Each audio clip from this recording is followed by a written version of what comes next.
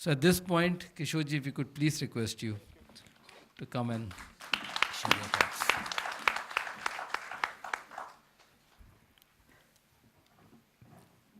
Good evening. Being a first generation entrepreneur myself, I've been through a journey of entrepreneurship in a very deadly way, in a sense of building up various businesses, uh, scaling up businesses, reaching to a certain level, uh, now closing down businesses, selling off businesses, and rebuilding businesses. I've seen it all, and I think in the journey of learning of entrepreneurship, I think I learned a lot today from the people out here. I'll be learning a lot from everybody out here. It's been a constant journey of learning. I have learned something which I would love to share, and for the first time I wrote down all the things which has come across to me, which I penned down some thoughts. That first of the thought which is coming to me is there's nothing which is permanent. Businesses, I always thought in when I started my journey of business, 85, 86, I didn't see a downturn till 2007, 8. The growth was very heady. We used to grow businesses like crazy. I never knew what is a downturn and what is another cycle. Because India just liberalized in 1992, and consumerism was at its best. We launched trousers, we launched jeans, we launched shirts, we opened stores. I think then we thought, I made a mission, we'll capture everything in the consumer's wallet. Food, fashion, home, financial services. We did plenty of things. I didn't realize that nothing is permanent. I think that cycle, like my daughter, she joined business in 2008, 2009. And she went through she saw the downturn cycle, which, so she knew about the upturn, but now she has seen two downturns, which I didn't see it for so many years. So business, nothing is permanent. I think he was also sharing it, the mistake he made. And you can make a mistake anytime. And there are going to be good markets, there are going to be not so good markets. So that's something which I would love to share. Nothing is permanent. Second is, how do you remain relevant in business? I think that's very important because the world is changing around us so fast. I think earlier there used to be a technological change which used to come, locomotives to aeroplanes to telephone to typewriter. I think things are changing so fast. Every 3 to 5 years, there is something which changes the way you approach business. So how do you remain relevant in business? I'll tell you our experience, what we do. I think the number of people I meet, I make it a point that out of 10 people I meet, 9 are younger than me. And secondly, we always go to public spaces, from a temple to a cinema hall to a college, and to observe people and what's happening around us. Third thing, what we do is we watch everything which is popular, whether it's a popular cinema, whether it's a popular music, or it's a very popular TV show. And so for me, my favorite program right now must be बड़े अच्छे लगते हैं आप. It's an adult, matured love story. So it's again being relevant with your audience. That is a consumer. The third point which I would like to make is nothing in the world which is happening in terms of people, dynamics, in terms of leadership, in terms of anything is happening new. The world is not so complicated. We have 7 colors, we have 7 tones of music, we have 9 emotions. I think we make the world very complicated, and especially the management institute makes it very complicated because they teach. I think the theory always is other things being equal, this is equal to this, but they have to say that other things are never equal. So I think all the schools are trained, they train people to solve a problem. First you create a problem and then you solve it. So I believe there is so much to learn from the past. Everything in the world which has happened has been recorded somewhere. So we personally, we have gone as an organization, we study mythology. And we believe that there is so much to learn from mythology. It's not about understanding religion or understanding anything. We have created our leadership model out of mythology, in a sense. We are probably one of the organizations which has a chief belief officer. Today we believe that every outcome is a result of a behavior, and every behavior is a result of a belief which you create. So the belief system will result into outcomes. So we learn from the past, we learn from people who have made it all, and there's so much to learn from everyone. Another thing which I would love to share, which is very contrary to what I have been doing, that growth, which is the top line growth, is not everything. The last book which has inspired me is a book called Small Giants. How there are businesses in the world which wants to remain small only. They don't want to grow big. And that's a very interesting story. Today in India, everybody wants to grow big. They want to become from regional, they want to become national, they want to become global. But I think there is excellence to be done even in terms of smaller businesses. How you can still grow in terms of your profitability, in terms of your excellence, in terms of many things, what you do. So growth can be intellectual growth can be profitable growth can be on various other counts, not only top line growth. Another thing which is my experience lately is don't be emotional in business. Passion is very different than emotions, and business emotions don't come into play. And so for us, we sold one of our businesses where we started, our brand on which our company stands. So we didn't get emotional with that also.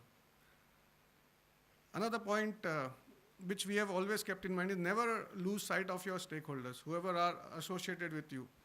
You might be on a different wicket, but whatever you do, you should see that your stakeholders benefit. So whatever decision we have taken in terms of demerger, everything, we have seen that the stakeholders, including us, benefits to an equal extent. And I believe that is how you have to build your company, because everybody has to share who has been part of building up your company. Another characteristics which I would like in every entrepreneur is never ever lose hope, be positive. In every situation, I believe that there is an opportunity lying. When in the last 1 year as an organization, we were also passing through a different phase of life. But we are always seeing there would be some opportunity which will emerge out of this. And today, after 1.5 years of churn and metamorphosis, we have been able to create a business organization of 3 companies out of various things which we have built up. And I believe these 3 companies can blossom to an extent which will be far greater than had I continued in my earlier way. So the opportunity lies within, it's about our ability to see what lies in what you have created. Another thing which I have learned personally is how do you learn to laugh at your mistakes? How do you learn to accept criticism? How do you learn to accept diversity? And I have seen a particular organization in India, probably that's one of the largest organizations in India. They have learned to laugh at their mistakes. I think that's what I've been learning to do. It's not very easy to do. Accepting mistake is the most important thing for any entrepreneur. I think Mr. Sachdev was accepting mistakes. Fernando was talking about his mistakes. And we all make mistakes. And I believe that only people who are asleep make no mistakes. So if you're going to do something, you're going to make mistakes. An entrepreneur should not be worried about what the society will think or what your family will think or what people will think. I think our job is to keep on doing what we know the best. And we might not get success in the first instance, or we might fail in between. But again, if you believe in yourself, things will come back. And we have to learn to laugh at whatever wrong we have done. I think that will take us forward. Thank you. I'll start with the first question, and this is funny for you. And the question is, what did you do to hire right people, attract them, as per the vision shared by you? Is that close to the question? But I couldn't understand some of the handwriting, please. Yeah, actually there's a small story here. Yeah, we did a lot of hiring mistakes, but I think off late we're probably getting it right. And the story here is I've read a lot of books on how to hire right. From somebody said, okay, with handwriting you can find out. I mean, I always wondered as to how you can find a person, whether everything about him in half an hour, or that 1 hour interview that you have, right? And then I've been asking people a lot of questions on how do you hire? Somebody said, okay, I asked him to write and then I analyzed his handwriting. So I went and bought handwriting books. Somebody said body language, so I probably would have read 4 body language books. Somebody said the way he answers, so I got into psychology, reading and etc. and all that, because I felt that that was the most important thing as an entrepreneur that I could do. Get the right people and then put them on in the bus and then they will take it forward. So after doing all those things and then learnings and etc. and all, I went to one of the conferences or one of the seminars where it was all about hiring right. How did people hire? And there was this researcher who researched, and then he was presenting. So one of the stories he presented was about a famous psychologist in the US. And this psychologist, it seems, so what, I mean, besides doing various things, one of the things he was like famous nationwide was he would meet a couple for about half an hour or so, and then with 85% accuracy, he would predict whether they would divorce, right? And then that was like a eye-opener to me. I mean, how does he, with 85% accuracy, he would meet a couple for half an hour and say 85% accuracy whether they will divorce. And then he further went on to say that, I mean, that was like a very good thing. And then a lot of couples started going to him. And he had to expand. I mean, his time was limited. So what he did was he actually trained some of his staff members to do that. And they got it 80% accuracy right? I mean, it was like a mind-blowing thing. Like even I could go, I mean, that is what I was looking for. How can I get something, seeing somebody for half an hour and predict how they would behave, what they would do with 85% accuracy. And when he taught somebody with 80% accuracy, I thought that was like a great thing, right? So then people went to him and said, okay, we have this big problem in the corporate world. How do we hire right with 80% accuracy? And then he went, I mean, basically, he researched or whatever it is, and then he came up with, so basically, okay, on the, so when he taught his people as to how to find out with 80% accuracy whether they would divorce, what he told them is, and then further it expanded, and then people from all over were calling him and etc. So further he went on to say, okay, just have a dining table conversation, record it, and send me that 30-minute clip, and then our staff will say whether you divorce or stay together, right? And so what he told his staff was to look at 3 parameters or 4 parameters and then observe just those 4 parameters. And looking at those 4 parameters, whether yes, no, you can predict with 80% accuracy. It's actually that simple, is what he taught people. And then that got this researcher excited, and then he went on to research as to how do we identify the right people for the right teams and the companies and etc. and all. And he presented 4 things, which kind of, I mean, I've started using and I've got good benefit out of it. So earlier I used to have an Excel sheet which probably had 20 characteristics that I wanted in people, and it was too complex because I never could find people. Now it has come down to 4 characteristics. The 4 characteristics are, the first characteristic is curiosity. Are people curious? Right? I mean, in an interview, when you're asking many things, is he asking back about the job, about the role that he's doing? And that is a basic thing, but I mean, when you're watching for that, you'll get clues as to whether he's curious. And curiosity means creativity, innovation, right? I mean, in our own case, I was curious about that and then went off with innovation. In Mr. Sachdev's case, again, curiosity led to an innovation and etc. So we want innovators in our company. And these 4 characteristics are for high potential company, not necessarily for us. I mean, that is a framework that is presented to everybody there. So first one was the curiosity. Second thing was connecting the dots, which is actually the intelligence or the mental ability. I mean, it is actually, it is just connecting the dots. Is he connecting things together? Or in the interview, is he contradicting himself, right? I mean, I met somebody who was from a banking background. So he said, I want to leave my job. These guys don't allow me to give to people, lend to people who are not worthy. I mean, who do not have collateral and etc. and all. Then I said, oh, okay, and hence I'm not able to grow the business, and I want to leave that company and join yours. I said, okay, fine. Why are your bosses not allowing it? I mean, what is the problem there? Then, no, actually, with that, delinquency goes up. I said, okay, is that a bad thing? Yeah, that's a bad thing. So he's actually contradicting himself. He wants to do more business, give more loans, but he wants less delinquency. And he knows that if he does this more, it is contradicting that. So such a guy fails that second test, right? And you get various occasions. If he's saying something, try to follow his thought process and see if it's logically connecting the dots, right? That also says the sheer throughput of the mind, because you give him a complex thing. Something is happening here, something is happening there, something is happening in this consumer behavior. All these put together, what does it mean? Is he able to comprehend that? So that's the second connecting the dots that we look at. And the third thing is the cultural fitment, right? I mean, in our company, and every company is very, very different. In our company, we have a particular culture where it is not flamboyant, a little conservative. We don't put up big hoardings, TV ads, and etc. and all. It's a very different culture. So when you're talking to the person, do you enjoy talking to him? Can you have a long conversation? Is he talking what you like, what you don't like? I mean, that is a real culture where you tick, right? Irrespective of whether he's intelligent, not intelligent, and etc. and all. So the third thing is that cultural fitment that we look. And the fourth one is his passion. I mean, why does he need this job?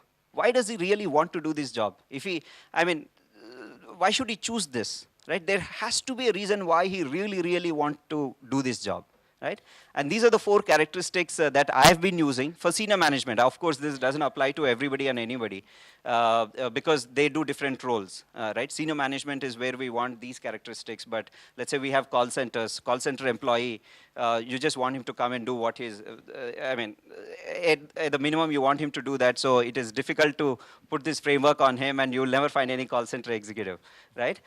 So this framework has really helped us identify good people, and I think we're seeing some success there. Thank you. Lovely. Thank you.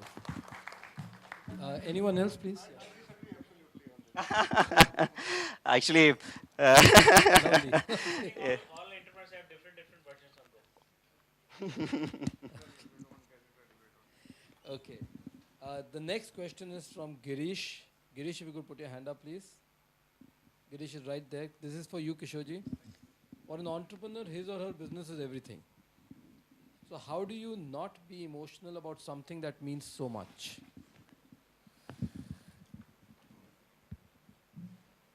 I think it is a difficult question, but I think in business where you are dealing with money, I think rationality has to play a much larger role than emotions. You can play your business with passion. I think one has to differentiate between what is passion and what is emotions. Emotions create a imaginary attractiveness towards your business and you get blinded towards it. And that will not allow you to take the right decision. It's like you cannot see a fault in your child. I think if you are emotionally attached to a business, you will not be able to see any fault in it. If you are passionate about it, you will love to drive it, you will love to grow it. I think so emotion and passions have to be differentiated according to me. And emotion should have no role to play in business. It is a passion which has a role to play in business. Lovely. Thank you, Kishorji. Next one, Hashba, is for you. From Manoj Nambiar from the Trust Group Eagles.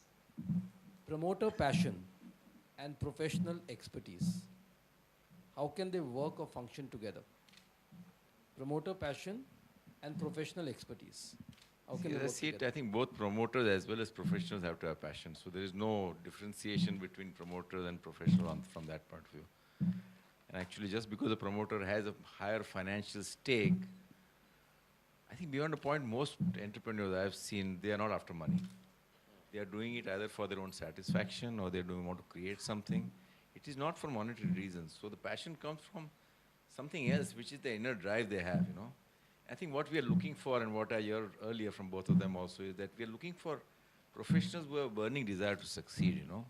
So if you are able to recruit professionals who have a burning desire to succeed, who have self-ambition, you know, who don't need to, in times of difficulties, don't need to, you know, go on counseling and things like that. But they are able to overcome all the hurdles coming in the way, because each person is going to go through hurdles. Each person is going to go through failures.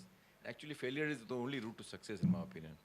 So really speaking, I would not differentiate between professionals and promoters, more at senior levels, I would say. So I think both of them go in the same journey. Both of them have to have a desire to succeed. Both of them have to be taking risks as well as be willing to fail. So I think it comes down to hiring, and how is it that we are able to get the expertise and the attitude or the passion in the people we hire. Anyone else on the panel who wants to respond to that? Kishorji? Are we all? Okay. So let's go on to the next one. Shantanu Chakrabarti. If you could please put your hand. Shantanu is there. This is to Funny on Redbus and Kanwarji yourself for Sucam. The first one is, how's the loyalty part ensured in the people you get on board? This is for you, Phanindra. Sure. That's the first question. Yeah. Okay. Amongst the team members, the good and I mean, the loyal and the not so loyal. So the difference that I've seen is people who are switching jobs are doing more. Are switching jobs not because they're getting a higher salary. Then after a point, I think many times it's repeated that it's not for the money that people are working and etc. and all. And what I realized and what I've also experienced in our team is people who are switching jobs because they cannot take up that pressure, right? There are a lot of, if there is somebody for whom everything stresses him, right? Some bad behavior, not bad behavior, some enforcement from my side saying that you must do that, that stresses him out. Some business cycles, right? When you're not doing well, that stresses him out. If some person in his team is not looking into his eyes and talking to him, that stresses him out. If some business idea is not coming, if somebody is insulting him, that stresses him out. So people who are leaving jobs are actually want to get rid of this whole stress and get into a new environment. And the other set of people who are very, very few, who are fixated, people who have, like in our team, our CPO is 8 years experienced at Google. Our CTO is 7 years experience at a startup who joined us. Our CFO is 13 years experienced in GE. Why are these people, and everybody in our senior management team is 8, 10, 12, 15 years experience in a particular company, and they're all doing well. They're all from IITs, IIMs, best of the chartered accountants and etc. and all that, which goes to prove that there are such people who are there. And there is a reason why they stuck there for 15 years. And there is an inherent message that they are sending that they can live through these cycles. If they have grown in that company in those 15 years and still stuck by, they can take those pressures, right? And I think it's just hiring right. Loyalty can be ensured by hiring right. And the second thing, of course, is, okay, are you demanding or participating along with him in decision making? Do you want to get influenced, right? I mean, do you want to change? I go on to, let's say I say that, okay, no advertisement. Redbus has grown in the last 6 years from 0 to whatever, 600 crores of top line without advertisement, and hence next 6 years we don't advertise, right? Because that is my experience. But if there is somebody who's setting up a logic there, like, of course, if Kishorji says, then of course I will accept to advertise. But if my team member says, will I accept to advertise? Right? Am I accepting to change my thinking, just irrespective of whether it is coming from a junior or a senior, as long as there is a logic, as long as he can convince me? I think if we keep doing that, people will stick by you. People see that their things are valued, their ideas are valued, and etc. So these are two things which I actually seen a great success in that. To answer this, I think we have a very interesting model, which can be a very simple model. We use a model called LSD. We call it Lakshmi, Saraswati, and Durga. If you give all these three to any people on this earth, they will always be loyal to you. Lakshmi is money, Saraswati is intellectual growth, and Durga is his identity and his power. I think we have to give them an equal balance. You can't give one thing and you can't give the rest. Lovely. Thank you, Kishorji and Funny. The next part of this question is for you, Kanwarji. How to create a team to work in sync? Your organizational culture in brief. I think we'll just need to keep it compact. See, I think this पहले तो महाराज जी मुझे लग रहा है interactive session नहीं हो रहा. आप कागज मंगा के बोलो, दिल से बोलता बंदा कागज पे नहीं लिख सकता. I'm sorry. अच्छा चलो खैर कोई बात नहीं. अर्जी मैं कुछ ज़्यादा तो नहीं कर रहा आपके डिसिप्लिन को इधर-उधर. कि अगली बार कोई यार इसको बुलाना नहीं है. So anyway, I think this is a very learning process for every one of us. You can't say that ये टीम ऐसे या वैसे. You learn with your own experiences and हो सकता है मेरे एक्सपीरियंस आपके साथ रिपीट नहीं होने वाले हैं. आपके कुछ और एक्सपीरियंस होने वाले हैं, मेरे कुछ और एक्सपीरियंसेस होने वाले हैं. तो it's all learning. what I feel is that मेरा भी लॉयल्टी पे क्वेश्चन है. मैं बोलता हूँ लोगों को लॉयल्टी क्यों चाहिए हमें? चाहिए क्यों लॉयल्टी लोगों से? क्या हम लॉयल हैं? अगर वो दो महीने काम नहीं करेगा, 3 महीने काम नहीं करेगा, हम उसके लॉयल होने वाले हैं? तो लॉयल्टी किसी के लिए नहीं है. As long as they work, they like this environment and we, because sometimes you know we are expecting a loyalty और हम साला कुछ करना नहीं चाहते. हम कहते हैं बंदा लॉयल होना चाहिए हमारे लिए. क्यों लॉयल होना चाहिए? हम क्या दे रहे हैं उसको ऐसा स्पेशली? जैसे किशोर जी ने कहा, तो ये तीनों चीज़ें दे दी, धन, लक्ष्मी और सरस्वती. और सो यू नो वो हर एक को अपनी अपनी फिलॉसफी डिफाइन करनी पड़ेगी. मैं किसी को कुछ दे रहा हूँ, वो लेगा नहीं लेगा मुझे खुद नहीं मालूम. So what I feel is we have to give them an environment, and if they stick to us, fine. And I think what I feel is that people are always looking as जो हमारे साथ काम करने आता है वो सोचता है यार मैंने इसके साथ बड़ा होना है. Keep the mic closer. आवाज़ आ रही है? मैं तो वैसे ही बहुत तेज़ बोलता हूँ. आवाज़ थोड़ी ऊंची. अच्छा. So जो हमारे साथ काम करने आते हैं वो लोग सोचते हैं हम उनको बड़ा करेंगे. हम सोचते हैं ये हमें बड़ा करेंगे. अब आप समझ लीजिए इसमें क्या होने वाला है. सो जो उसकी एक्सपेक्टेशन है वो हमें पूरी करनी पड़ेगी. आपको थोड़ा बड़ा बनना पड़ेगा क्योंकि वो एक्सपेक्ट कर रहा है मैं आया हूँ, मैं इनसे कुछ सीखूंगा, मैं कुछ ज़्यादा पैसे कमाऊंगा, या मतलब everybody has their own expectation. So we have to understand what is his expectation. Are we able to stand by that expectation और not? I mean, it's from the both sides. It is not the employee or employer, it is from the both sides.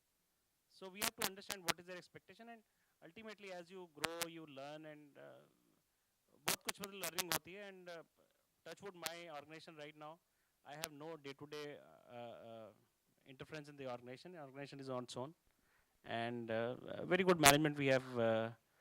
We are running right now. So जो story सुनाई वो तो मैं आपको अपने experience से बता रहा था. But ultimately it's all people who has to beyond a point you can't run it. So you have to create a team, and I think you have to learn in the process. Everybody has to learn the process. So sometimes मेरे experience आपके काम आ सकते हैं, sometimes नहीं भी आ सकते. Thank you, Ji. Next, Kishore ji, is for you from Nimesh Shah. He's from Trust Group Zoomers. Is impatience a positive or negative value in entrepreneurship? I think Especially if you want to grow business. impatience is a hallmark of an entrepreneur, and I think in the beginning years, I would say impatience is very good for entrepreneur. But once you have created something, you should not be impatient. Lovely. Anyone else on this? I think this is. मैं Please. किशोर जी की बात को 100% कहूँगा कि impatient होना बहुत ज़रूरी है. अगर एंटरप्रेनर में इम्पेशेंस नहीं है तो फिर वो एंटरप्रेनर, मतलब अगर हमारे सामने बंदा कह रहा है नहीं हो सकता, होएगा ही नहीं, होना ही नहीं है, और हम भी माने जा रहे हैं, तो फिर तो भाई हो गया हमारा काम.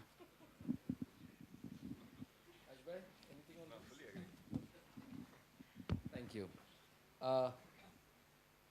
This is a slightly more. Here is one. So this is by Rajesh Solanki. Rajesh, if you could put your hand up, it's right there. This is for you, Kanwarji, and please anyone else on the panel. Can you comment on when is the right time to venture into markets outside India? Your experience about how different markets behave, in short. जब हमने काम शुरू किया था तो हमें कोई ज़्यादा आइडिया नहीं था. ये नहीं पता था what is right time and what is wrong time.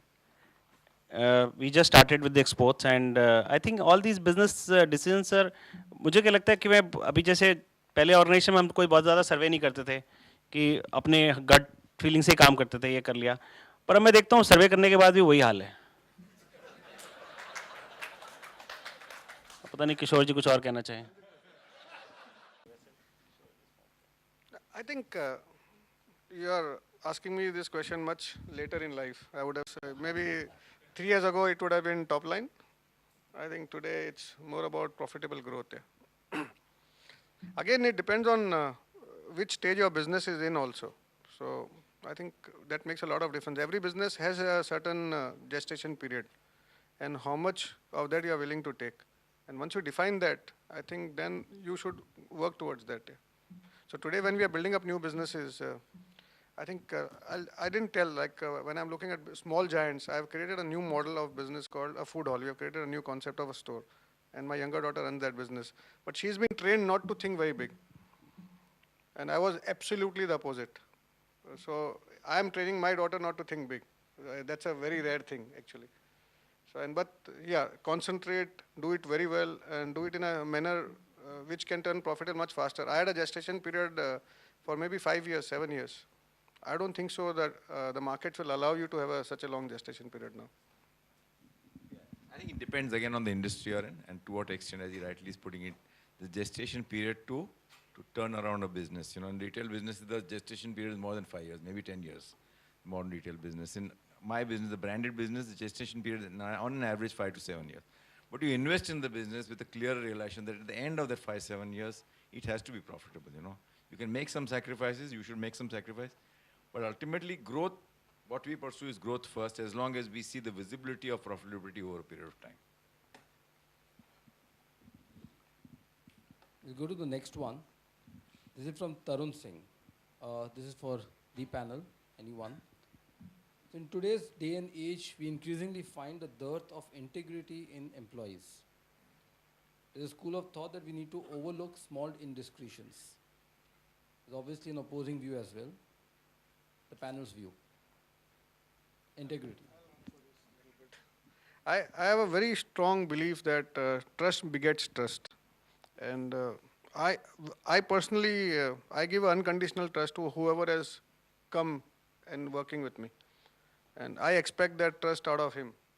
And I would say out of 100 cases, 99 is what I would have thought I would have got and I would have got it. It's one exception, but I don't think so that will make a rule.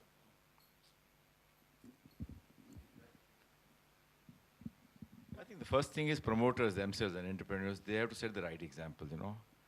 If you start, and I'm not saying any of you, but if any entrepreneur starts making money on the sides, evades taxes, then you are set up for failure. You know, people are going to find out, they will start making money.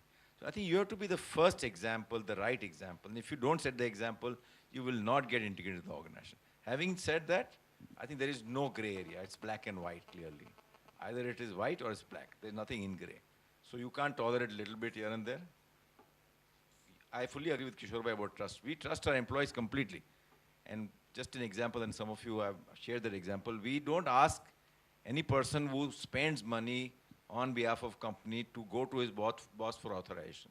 So if you've taken a trip or if you incurred some expenses for the company, which are, say, telephone expenses, he can self-authorize because that is done on trust. But we also do random audits. Once in a while, if somebody is caught, he's asked to go. So there is nothing like pardoning on integrity issues. So if I can ask you a question for your side, how many people you find it in audit, percentage-wise? We have so far found in the last 5 years or 7 years, maybe 1 or 2 people we asked to go. That's it. But it is built on a very high degree of trust, and that trust is, you know, as he says, we go on reinforcing trust again and again, you know. But it's very important that the entrepreneur set the right example, saying that we also have a very strong meritocracy kind of a thing, that people will work on meritocracy and influence will not work, and promoters have to set the right example. If they start making money on the side, and forget it, there is no आपकी integrated ये बात मैंने organization. पिछली बार सुनी थी और मैंने अपने लोगों को भी करा, तो मैंने अपनी फर्स्ट लेवल और सेकंड लेवल को यही करा जो आपने करा है, बिकॉज मैंने लास्ट आपको सुना था, and I also got the very good, you know, but I have gone only 2 level. I have not gone to 3rd level right now because I'm a little scared of going to 3rd level. So anyway, I think मेरा भी कोई different experience नहीं है. मैं एक छोटा सा example देना चाहूँगा. कभी आप employee को कहते हो यार ये, you know, in the organization supposedly you are charging somebody, and you also said कि यार इसको different charge कर, इसको different charge कर, इसको different charge कर. Then what are the examples we are setting? और फिर वो अगर हमारे लिए कर रहा है चोरी, तो अपने लिए नहीं करे तो ये possible नहीं है. So I think I go by, I'm only giving an example. Sometimes entrepreneurs themselves start this process of, you know, integrity problems, which they don't realize. They think when we are doing it's right, but why this guy has done it? So I think we have to be a role model for that. I think we all three have a similar and no tolerance of, that is a zero tolerance. As per this thing, there's a zero tolerance for these kind of things. Manindra, anything from your experience on this? Lovely. We'll go to the next one. Samir Gambhir from the trust group Lighthouse. Samir, right here. This is for you, Kanwarji. On the journey that you've had, did you give a time frame for growth? And when did you realize that you need professional people with you? Your favorite word, professional.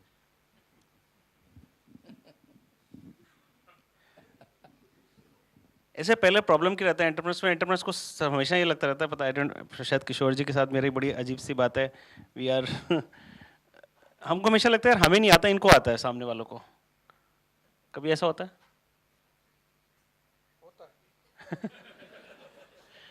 सो वो पहला phase ऐसे ही था जिसमें लगता था यार हमने जो किया शायद ये हमसे ज़्यादा अच्छा कर सकते हैं, नो प्रोफेशनल्स हैं, 12-15 साल का एक्सपीरियंस है, इन्होंने बड़ी बड़ी कंपनियों में काम किया है, बट मैंने बहुत सारे लोगों के साथ काम कर लिया, and it's a balance, you have to balance it out, and professionals, I don't say anybody could be a professional, and मेरे अपना एग्जांपल है, मैं ऑर्गेनाइजेशन में लोगों को देखता हूँ कि किसमें कितना दम है। हमारे प्रोसेस है कि भाई इसको असिस्टेंट मैनेजर बनाएंगे, फिर इसको मैनेजर बनाएंगे, 6 ये वो हैं प्रोसेसेस, 6 आई मीन evils कह लीजिए, कुछ भी कह लें, but then I look for people and I say that जो लोग प्रोफेशनल है, जो समटाइम्स आई फाइंड जो बहुत ज़्यादा पढ़ा लिखा बच्चा नहीं है लेकिन उसके अंदर आईक्यू लेवल और ये सब कुछ इतना अच्छा है कि वो अच्छी अंग्रेजी नहीं बोलता। जैसे सेल्स में हम सब इंटरव्यू लेते हैं भाई अंग्रेजी का, उसने अंग्रेजी थोड़ी बोलनी है वहाँ जाके यार। So you have to see what is the level at which you are recruiting, and we don't have to recruit people for supposedly sale का बंदा है और हमने गाँव में काम कराना है, तो वी नीड गाँव वाला बंदा, ना उससे MBA चाहिए, ना उससे even if is 12th fail, he can be more relevant to us. And when we need to board member or this thing, so we need to look at what area we are looking at. So that's important. Sometimes we are अभी आज की date में क्या है, everybody is mostly in interviews, people are taking the interview in English and they are checking English only. Like what is said, उस तक तो पहुँचते नहीं है। पहले people check कि इसकी English अच्छी है कि नहीं। In HRs, most of the HR companies, they first check for his English proficiency. That whether he can speak English or not. So professionals का concept बड़ा clear है. When you grow, you need people, and that could be professional, that could be non-professional, that could be technical, that could be non-technical. कोई भी बंदा कहीं पे भी fit हो सकता है। मेरे बोर्ड पे भी एक संजीव सैनी एक लड़का है, वो मेरे साथ इंजीनियर आया था, and we have put it in the board and he is doing so well, I can't tell you, and he learnt and I am also learning, I have also learnt a lot from him. And then there are people who can मतलब अपनी deeds के साथ वो लोग कुछ बन जाते हैं, जरूरी नहीं वो प्रोफेशनल है या वो, मैं तो मजाक कर रहा था प्रोफेशनल के नाम से आपसे। Okay, here is a question by Preeti Sharma from the trust group Eagles. Preeti is right there. This is for Phanendra. So how do you monetize your business, Phanendra? How do you create a differentiation in today's competitive markets for Me Too products? Okay, so what we do is there are 3 softwares that we have. One for the bus operator, it's a ERP for him to manage his operations, because of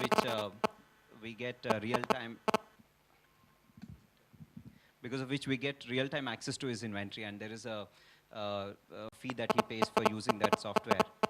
I don't know if it's my phone.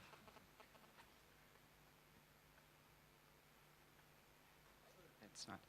Okay, so we make some money out of that software, and then we have a software for travel agents. So every transaction that travel agent sells a ticket out of that software, he pays us some transaction amount, and then we sell tickets directly to consumer.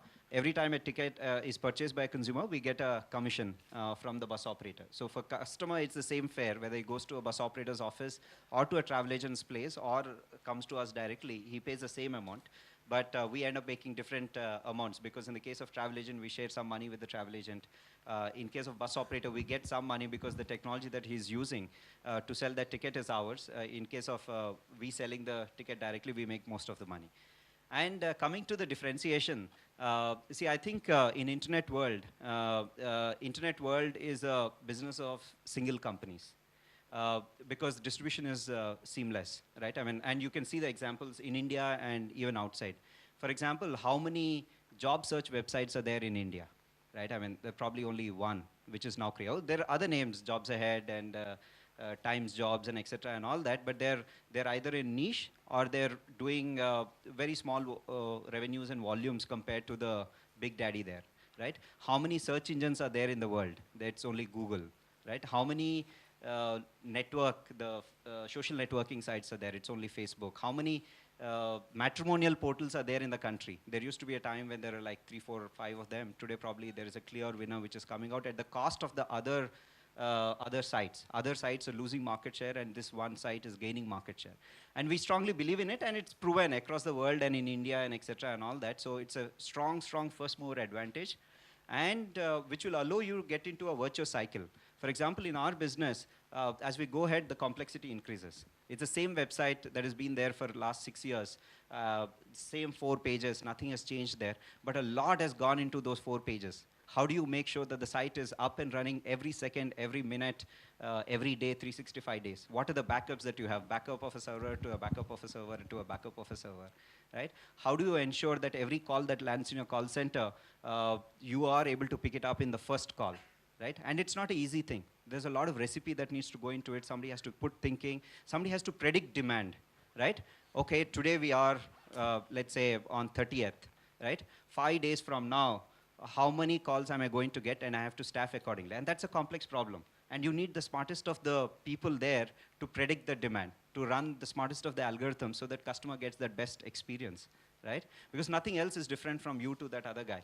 And for which you need these people, and hence I was harping on the fact that you need these people to create that differentiation. That's the differentiation. Otherwise, everything else is remaining the same. There are other materialistic things. For example, us doing the largest volumes, we earn the largest amount of the money, and hence we can pay best of the salaries, which the other competitor may not pay, right? And us selling the largest volumes, there is a thing that we can get from the suppliers, right? I mean, they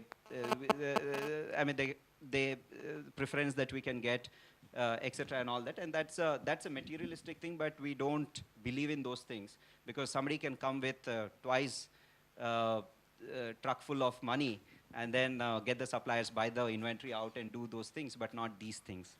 So I think that's how we are trying to differentiate, and I strongly believe in that differentiation, and I'd be very paranoid if I lose the best of the people in my team. Yeah. Thanks, Manendra. Here is a question for the entire panel. You all are core entrepreneurs, but your businesses are run and managed not necessarily by entrepreneurs. So how do you manage this disconnect in thinking and culture to grow? A bit about losing control as you build up your business.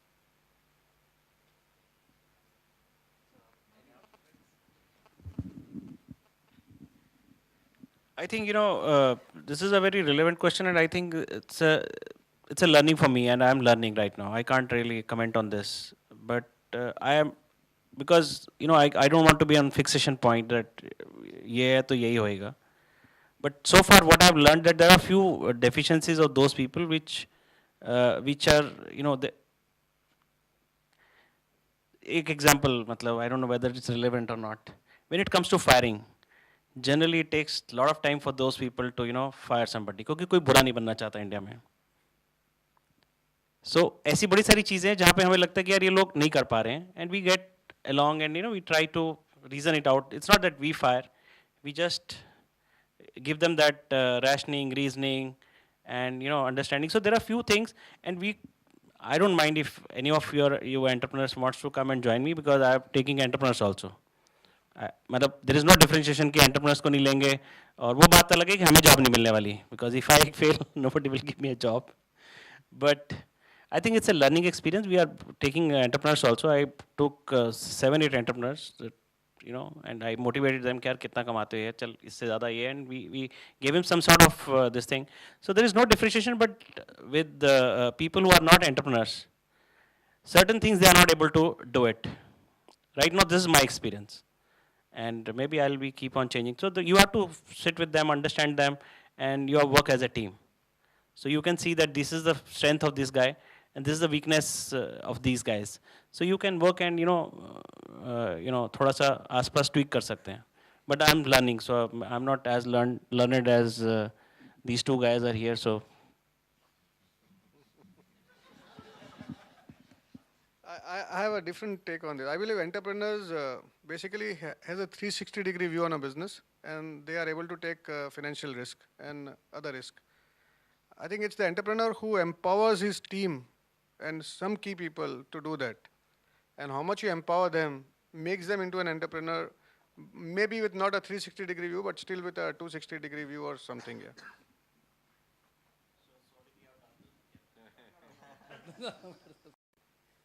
Phanindra? Yeah, very similar views, but I think there are professionals who are.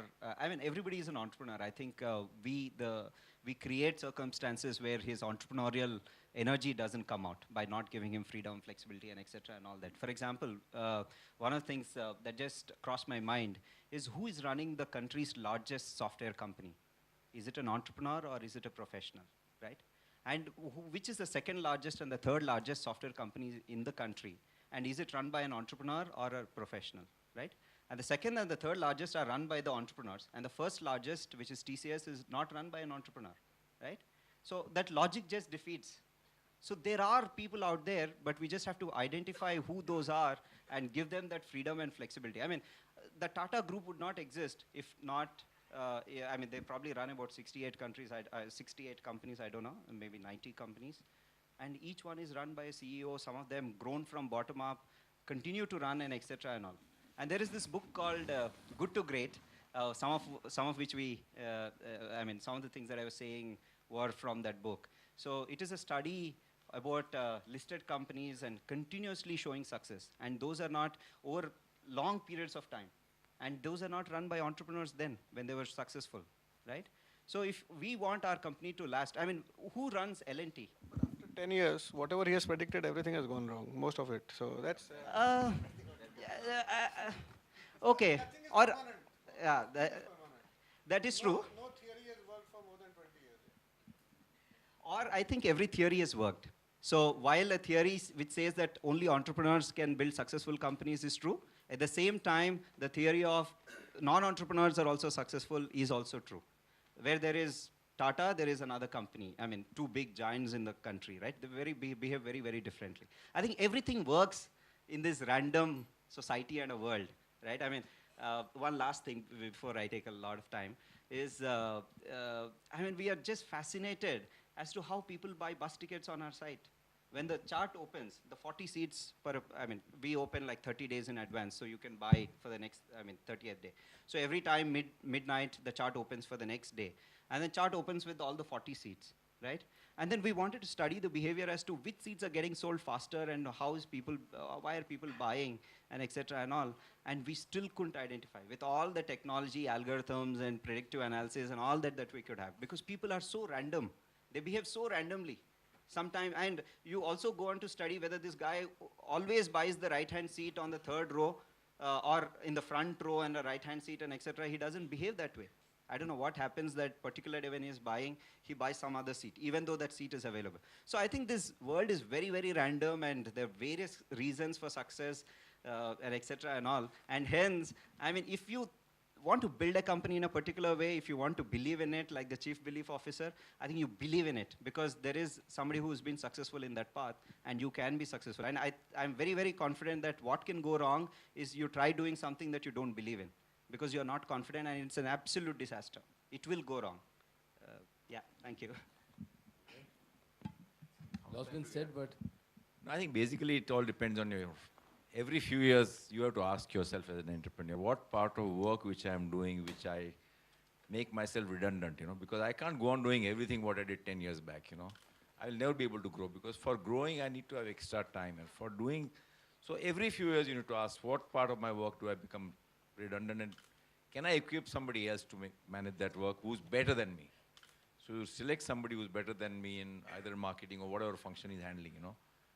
I think that's the only way to grow. When you're small, yes, you do a lot of things on your own. Because you're small, you're not sure of the business model. You cannot spend more money on people. And then you're middle size, you are actually getting things done. And when you're large size, actually you're influencing, you're not even getting things done. You have a whole battery of people who are managing the business on a day-to-day basis. thank you. I just wanted to say that this question was from Ajay. Ajay from the group Tigers. Thank you, Ajay. I think we've come to the last two questions because we are nearing the end of the day. So we'll take a few light ones. So one is, Kanwarji, why the name Sucam? How did you come up with it? कोई खास question नहीं है तो standard question है people ask me. Achha. See, I told you guys that you know I was thinking of doing pen business all my life. So college में था तो मैं अपने ब्रदर के साथ काम कर रहा था, तो मैं सोच रहा था अपने पेन पे नाम क्या रखूँगा. सो जैसे कॉलेज में लोग गप्पे मारते हैं, सब सोचते हैं कि भाई मैं बहुत बड़ी तीर मारने वाला हूँ, मैं भी सोचता था. और तो ऐसे ही कुछ बैठे थे हम लोग, गपशप मार रहे थे, and then we thought of this name, that's all. Nothing great about it. Okay. So I think now we'll come to the last question for the day, and the idea was to stick to time. This is from Vipul Sheth. Vipul is here. Um, the topic for today was how does one grow an enterprise beyond the entrepreneur? And in that context, what is that one advice that each one of you could please give to the audience here, that one important tip from your experiences? This is across the panel. We'll start with you, Kanwarji. So I think जब कोई भी आदमी कोई ऐसा business खड़ा कर लेता है और किसी एक लेवल पे आ जाता है, तो हमारी एक सोच होती है कि यार हम जब मर जाएंगे तो ये बिजनेस कैसे चलेगा. तो because we have to die and we want this to be growing, मतलब so definitely we want to that, चाहे फैमिली है चाहे सब कुछ है, system structure should take place things. And like now we are constructing a board, and we are so that we empowered those people, so that it's even my son cannot destroy the business. That thought is going on. I think in our case, every year we introspect whether the business today, if you're not around, the business has to continue. And I think that's what we do very early in our stage of career, and you start building it up. And at a stage, you start realizing you have achieved that. So I would say that in our case also, today, I think we have done it. That the enterprise, the organization which you have created, it will survive whether you are there or not.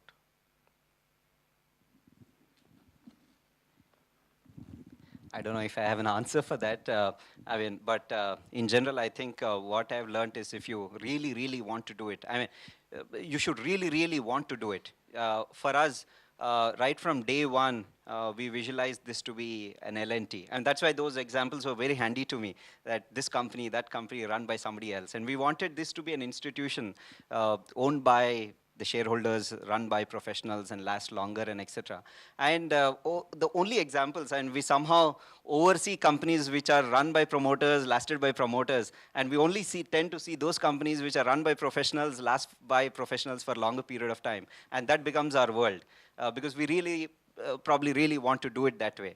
I think if you want to create an organization beyond you and etc., I think you should really, really want to do it. And those examples will throw up amongst the 24 seminars or 50 seminars that come in front of you by mail. This seminar attracts your attention because you really, in the back of your mind, you wanted to do this, learn about it, and etc. and all that. So I think over the course of few years, probably you'll discover, because you really are always looking at how do I do it, how do I build that. Yeah. Thank you. In our case, we believe that strong brands, and most of our brands are market leaders. So if you have a very strong brand, and just as Warren Buffett says that even a silly person, a silly CEO should be able to run that business. If you have very, very strong brands, then you are absolutely unbeatable at one level. Having said that, I think I agree with everybody else. People. I think there is nothing else. You need to have the right culture and the right talent, and on top of that, the right board, which will, even if you're not there tomorrow, the business will go on running on its own, I think, friends, this has been as insightful as it can get. I don't think we'll be able to get any of this in B-School books alone. Just on a lighter note, we've had some professional bashing, some MBA bashing, and I'll add to that a bit, but all in the right spirit. I was on this round table, and we had this gentleman, Pradeep Lokhande, who's runs a platform called Rural Relations. And we were doing this round table in the B school. And when his turn came, he coyly comes forward and says, like Kanwarji says, क्या मैं हिंदी में बात कर सकता हूँ? And the first question he asked, कि MBA क्या होता है? And before 50 people could pounce on him, he said, Master in Business Administration. पर ये master कैसे बने? Business तो अब तक किया नहीं. Right? Now I think that's the dichotomy of this topic. But at the same time, I think Harshbhai said it, is people. We have to find, and I'm sure we are going back with enough insights on how do we grow this beyond ourselves, right? So friends, can we give a resounding round of applause for all our entrepreneurs? Sir, I'll request you to be. I just, thank you so much.